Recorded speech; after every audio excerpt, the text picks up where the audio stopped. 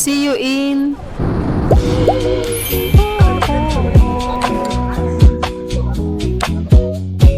Love is just a wicked old word. If you gotta get a love, then something's gotta hit it right on the. Hello, good afternoon. Papunta kami ngayon ng airport. Currently it's 3:44. Ito yung flight namin, 8 PM pa naman. Tapos nagpa-skyway na lang din kami para sure mabilis. Mahirap na yung tumatakbo sa airport. Nag-ano pa kasi ako kaya medyo na late kami. Nag-work pa. Half day leave lang ulit ako today. Kasi paubos na yung leave ko.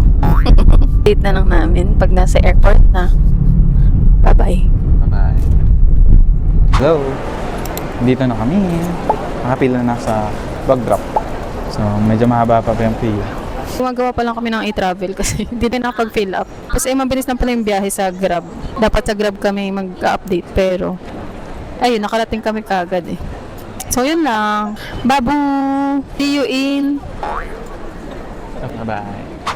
Hello, we're back. Ngayon nandito na kami sa loob ng boarding gates. Pero wala pa sa boarding gate mismo ng flight namin. Nandito kami sa Bose para kumain muna. Gutom na. Nag-share na lang kami. Ang pricey ng food dito, grabe, 250 yung spam silog. Ang lungkot nung meal. Airport. Share ko lang, baka mabash ako. Pero Airport price mo.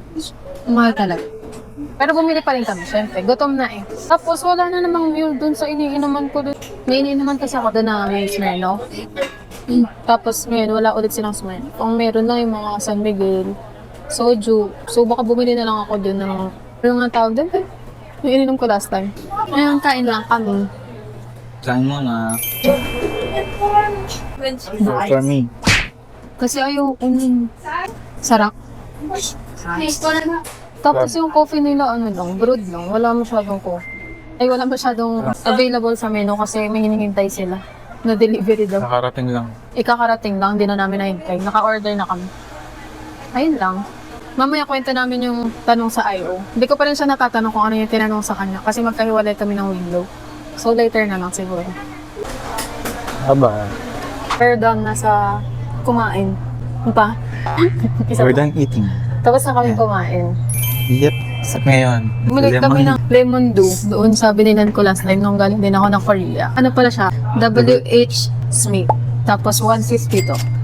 Wala kasing mule eh. Doon sa binibilan ko nga. Lagi lang silang walang mule. Sinuwerte lang ata ako nung una kong try doon na may mule. Ang nauubos agad eh. Ewan ko kung mauubos or di sila nagsastock. Cheers! Pero open muna natin. Cheers! Dito pala muna kami sa may gate ng, I don't know, Singapore Airlines. Sa may gate 110. Basta dun yung ininuman ko dati, yung may kiddie lounge. Di na ako doon natutunan. Watch nyo na lang ang vlog. Watch nyo yung vlog ko sa Korea para ma-relate kayo. So ngayon, kikwento namin kung ano yung I.O. experience namin. Pero start siguro dun sa check-in baggage. Medyo mabilis naman siya. Kahit mahaba yung pila, mabilis siya. Parang mga around 30 minutes lang yung process. Tapos after na, nag-immigration. Sa immigration naman, mahaba rin yung pila actually. Pero mabilis din. Narasan ko mga 25 minutes. Kasi 5:45 tayo nag... Natapos sa check-in. Hindi, oo. 5:45 nandun na tayo sa pila ng I.O. 6:10, nakalabas na tayo. So yun, mga 25 minutes. Tapos na rin yung nun, I.O. interview nun, tapos yung checking ng bag. So ako muna, yung tinanong sa akin. Kasi magkahiwalay kami ng window. Kasi hindi naman kami related. Babasa ko lang sa Facebook dati, ang advice nila, pag magkakasama kayo, isang family, kahit isang window na lang. Pero yun, kami, nag-separate windows kami. First time kasi namin magta-travel international na magkasabay. Na-travel ko international. Yung ate ko yung kasama ko. Shout out sa ate ko. At saka ipempen. Tsaka kay Pem. Tsaka kay Kuya Pao. Yung mga kasama ko mag-travel dati. Kay Maggie, kung nanonood ka mo. So first time ko nga na may kasamang iba. Kasi 'di ba kapag yung ate, parang mas madali siyang isagot sa I.O. May kasama kang family member, parang ganun. May ate nang sasagot. May sasagot sa travel mo, 'di ba? Eh ngayon, so nawala na sa topic, na off topic na. Pero yun, yung tinanong sa akin sa I.O. I.O. na pala, before yun, ang mga prepare pala namin ay hotel booking, COE? tapos dapat yung recent na COE, yung round trip flight ticket. itinerary. Yun sa SEPAC yung sa amin. Tsaka yung Yung e-gov ano? na QR. Yun lang naman. Yung Pero hindi naman sa kaninan. Oh, hindi rin sa akin hinanap. Din kami ng company ID, if ever lang. Kasi nung last time ko sa IO, hinanapan ako ng company ID. So, yung question na sa akin, hindi pa niya to alam kasi hindi pa kami nag-post. Ang question sa akin, una, basta inabot ko na kagad yung boarding pass. Tapos, ang tanong Ganun. sa akin, vacation lang to no, ma'am? Edi, umuo ako kasi yun nga, vacation lang naman talaga. For tourism lang naman. Tapos, ang next ay, kailan ka babalik, ma'am? Ganun, sabi. So, sabi ko yung date ng balik namin. So, which is August 19. Tapos, sino kasama mo, ma'am? Sabi ko. Ang pagkakasabi ko pa, yung jowa ko po. Pero hindi ko na siya naturo. Kasi nasa kabilang window nga siya. Nasa Hindi ko likod na pa siya- lang ang tao. Hindi, nandun ka na. Hindi ko na siya naturo. Hindi rin naman tumingin yung IO dun sa... I mean, hindi niya parang hinanap ganun. Tinanong niya lang. Yung jowa ko. Tapos sabi niya, kayong dalawa lang po. Yun, umuha ako. Tapos, ano pa ba? Yun lang. Tatak na kagad. Hindi siya masyadong madaming tanong. Hindi katulad nung last time ko talaga yun sa Korea. Nung May. Yun, ngayon parang mas chill. Mas nauna akong actually natapos sa kanya. Medyo mas matagal siya. So, yun lang yun sa akin. Hindi niya rin tinanong kung Okay. kailan yung yung last travel ko international. Kasi yun yung usually Pero tinatanong. chinek nga naman to. Oo, check niya yun. Pero usually tinatanong din yun ng IO. Sa experience ko. So, yun lang yun sa akin. Sa'yo. Actually, same lang. We, as in, same na Okay. same. Pero nauna yung tanong if may companion ba kayo? Mamaya. Tayong dalawa. In addition to dun sa sinabi mo, hindi naman kayo government employee na. So, Ay, oo, yun pala. Tinanong din pala yun. ganun. Tinanong din pala sa akin yun. Hindi ka naman po ma'am government employee, no? Hindi. Pero hindi niya kayo nanapan ng COE or ng ID. company ID. Yun lang, naniwala na siya sa sagot ko. So, hindi naman Sinabi ko lang nung kung saan akong company. Tapos sinabi ko din na, kung Ako saan sabi ko lang hindi. Kasi hindi niya naman tinanong yung kung saan ako nag-work. Yun lang yung pagkakatanong niya. Hindi ka naman po government employee na ma'am. Sabi ko hindi. Ayun. So, isang tanong, isang sagot yung ginagawa ko lagi. Kapag tinanong kung saan ako nag-work, saka ko lang sasabihin.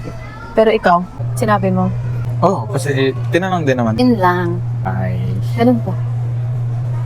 So ngayon, naghihintay na lang kami. At nag-chill. Po. Chill. Shout out sa 9 subscribers ko dyan. Dyan lang kayo. At isa na siya doon, so 8 na lang. Hello. Bye-bye.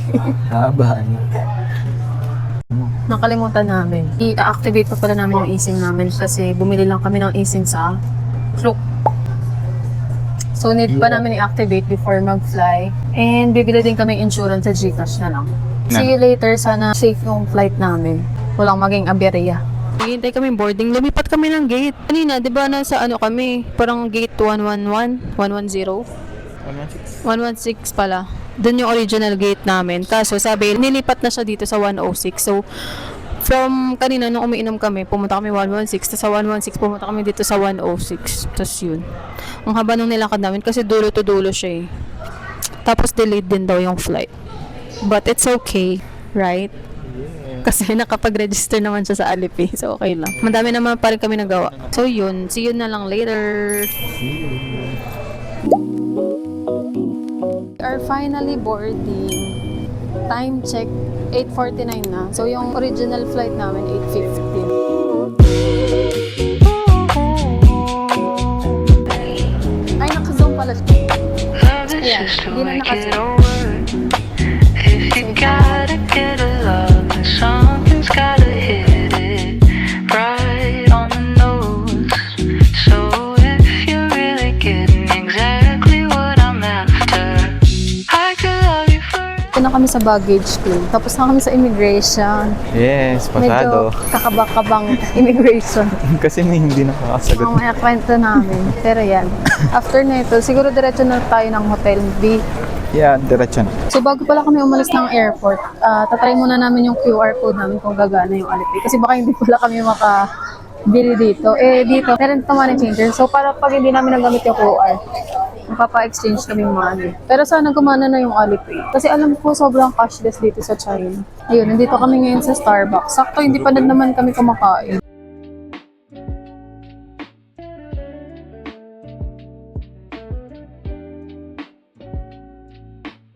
Tingnan mo. Kami nag-sandwich. Wala, hindi pa pala activated. Oh.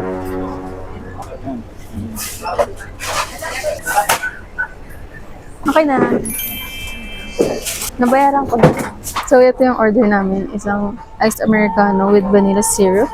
And then, dalawang bread. Yung sa kanya sausage, tapos may isang ham and cheese.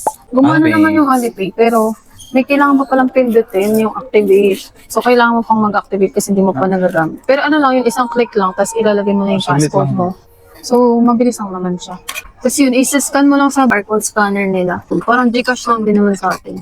Gumana naman siya, tapos kain lang kami. Let's eat. 2:14 a.m. na.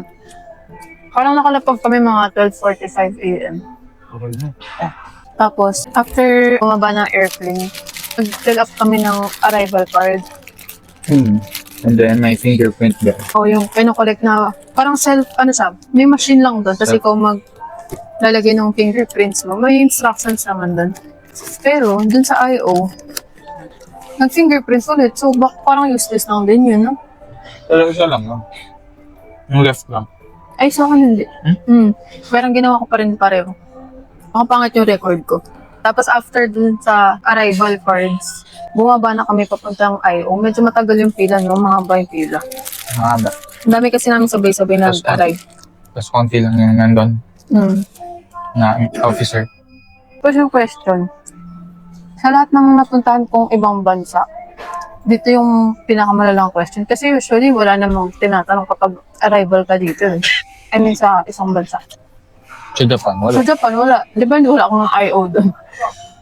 I mean, walang interview. Arrival card. Sa kakausapin. Sa Korea din, hindi. Pero dito, ang tinanong, when will you leave? Tapos, Hindi. anong city ka pupunta? Ang sabi ko na lang, Shanghai, kahit nasa itinerary namin na pupunta kami ng ibang city. Tapos, ilang days magsistay. So, sabi ko, 7 days. Tapos, ano pa ba yung question? Yun lang naman. Yung hotel din naman na hinanap. Sa kanina, no? Tapos, yung pagkakatingin niya dun sa, ewan ko sa passport ko ata tsaka sa mukha ko. Yung actual. Ganun-ganun. So, parang ganun-ganun. Tutok na tutok. Pinapantay nila yung passport. Mas natagal sa kasi sa akin. So, medyo kinabahan ako kasi pinakita niya pa yung cellphone niya dun sa I.O. Kasi, Pinakita ko yung hotel. hinanap Picture ng hotel. na. Sa akin hindi na eh. Kasi sinabi ko, tingin ko na kasama ko girlfriend ko. Ayun, tinanong din niya sa akin. Kasi wala naman ako sa booking doon, no? Na, pangalan ko.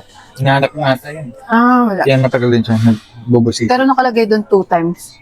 I mean, 2 packs din. So, parang nag-pay siya, no? Sabi ko, girlfriend ko yung kasama. Ganun. Parang ganun. Tapos, ano pa yung pinakita? Yung din tinanong pala ko noon, pero ang una niya sa akin tinanong, ilan kayo? Tapos sabi ko, 2. Tapos sabi niya, sino kasama mo? Tapos sabi ko, my boyfriend. Sabi niya, I know. Ganun siya. Hindi ko alam kung mali lang ba yung pagkaka-English na or alam niya talaga. No, I know. Baka ganun. Now I know. Na yun. Tapos sa akin, pinakita ko yung itinerary pa rin. Pauwi. Ang sabi ko, Pauwi? dinun ko. Sa akin, hindi walang ganyan. Hinahanap niya. Pero sinabi ko naman August 19. Kaya siguro matagal sa window niya lagi. Doon siya napunta kasi doon sa I.O. na laging matagal. Tapos nakakalimutan niya pa nag-okay na siya. Tapos biglang, wait. Tapos kinuha niya ulit. Tapos chinekan niya yung visa ko. Check ba yun or ano? Parang in-announce out nila yung sa visa. Kasi single entry lang yung visa namin. So that's it. Ay, meron pa ba? Ano pa? Cross out lang. Tapos Yun na. parang ang tagal niya kanina mag-sample. Ganun. Tapos iniisip niya. Siguro yun yung iniisip niya. Yun pa bang nakalimutan ko? Baka bago siya, no? Ba? Ganun. So that's it yun lang. That's our I.O. experience here in Wait. Shanghai, China. Sorry. Ayun, ito naman, review naman sa food. So ito, same lang naman sa Philippines kasi ano naman take common. I mean, ano tawag din? Generic. Iced Americano with vanilla syrup. Ito, yung sandwich. Masarap. Ang sarap niya. Promise. Try nyo na lang. Hindi ko ma-explain. Wala kasi mga ganitong selection sa Pilipinas. Kaya I appreciate it here. Charis. Ang total pala namin ay 78 RMB. Bali, nabawas pala sa account ko. Ako kasi nagbayad. 634.3. Ang sarap nito ng sausage. Parang siya yung sausage sa Taiwan. Kasi di ba masarap yung sausage? Hot na.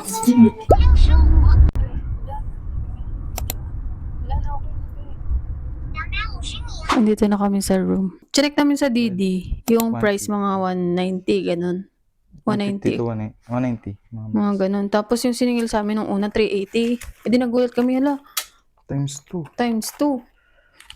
Tapos sabi ni Kuya, ang dinadahilan niya, bawal daw madaming, may luggage sa harap. Eh, siya naman naglagay dun ng luggage namin. Nilagay niya dun sa passenger seat sa harap. Yeah. May fine daw kasi yun ng 100 RMB, chuchuchu. Eh, siya naman naglagay dun. Pero naisip ko, okay na rin yun. Bala na siya sa pera. Konsensya niya na yun. Pero malayo din siya. Pero malayo din actually. Tsaka inisip ko na lang din na nasa Korea ako. Sa Korea usually ganyan yung price ng taxi, mahal. So yun na lang inisip ko. Pero yun okay na rin, nandito na kami. Hindi na natin siya iisipin. Tapos dito sa hotel, pangit din kasi walang wifi daw sa room, sa lobby lang. Do okay lang naman kasi kami, eSIM na only data. Ayun lang. Papahinga muna kami tapos bukas na lang. Dalawa pala yung kinuha naming room. Ako na lang dyan sa malapit sa CR. So bukas na lang, update na lang tomorrow.